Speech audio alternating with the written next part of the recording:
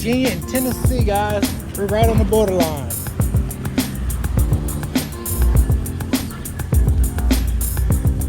This is my gym, guys.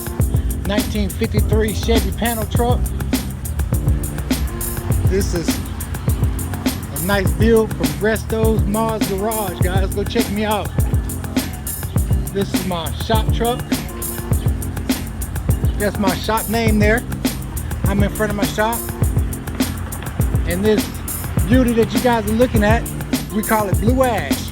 Because she looks like a cigar ash, guys, but it's blue. And you see a little smoke on her.